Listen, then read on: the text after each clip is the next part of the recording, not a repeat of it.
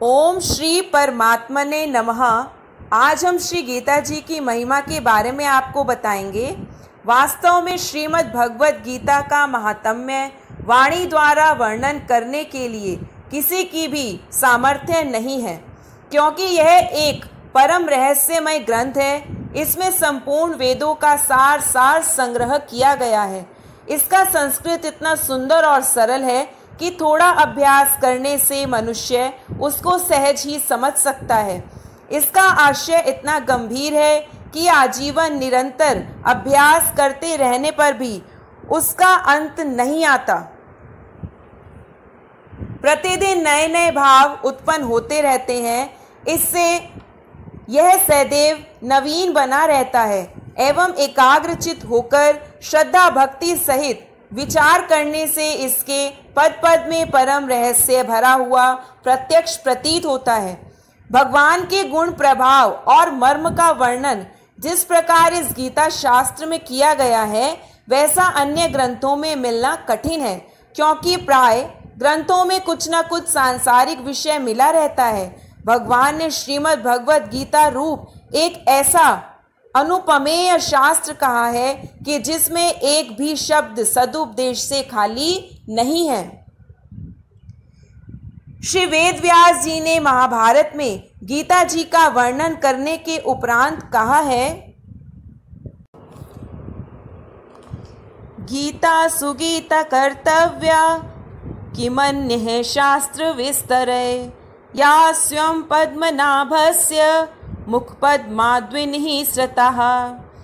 गीता सुगीता करने योग्य है, अर्थात श्री गीता जी को भली प्रकार पढ़कर अर्थ और भाव रहित अंतःकरण में धारण कर लेना मुख्य कर्तव्य है, जो कि स्वयं श्री पद्मनाभ विष्णु भगवान के मुखारविंद से निकली हुई है। फिर अन्य शास्त्रों के विस्तार से क्या प्रयोजन है। स्वयं श्री भगवान ने भी इसके महात्म्य का वर्णन किया है। इस गीता शास्त्र में मनुष्य मात्र का अधिकार है, चाहे वह किसी भी वर्ण आश्रम में स्थित हो, परंतु भगवान में श्रद्धालु और भक्ति युक्त अवश्य होना चाहिए, क्योंकि भगवान ने अपने भक्तों में ही इसका प्रचार करने के लिए आज्ञा दी है, तथा यह भी कहा है कि स्त्री वैश्य शूद्र और पाप योनि भी मेरे परायण होकर परम गति को प्राप्त होते हैं।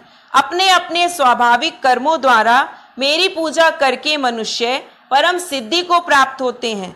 इन सब पर विचार करने से यही ज्ञात होता है कि परमात्मा की प्राप्ति में सभी का अधिकार है। परंतु उक्त विषय के मर्म को न समझने के कारण बहुत से मनुष्य, जिन्होंने श्री गीता जी का केवल नाम मात्र ही सुना है, वे कह दिया करते हैं कि गीता जी तो केवल सन्यासियों के लिए ही है। वे अपने बालकों को भी इसी भय से श्री गीता जी का अभ्यास नहीं कराते कि गीता के ज्ञान से कदाचित लड़का घर छोड़कर सन्यासी ना हो जाए, किंतु उनको विचार करना चाहिए कि मोह के कारण शास्त्र धर्म से विमुख होकर भिक्षा के अन्न से निर्वाह करने के लिए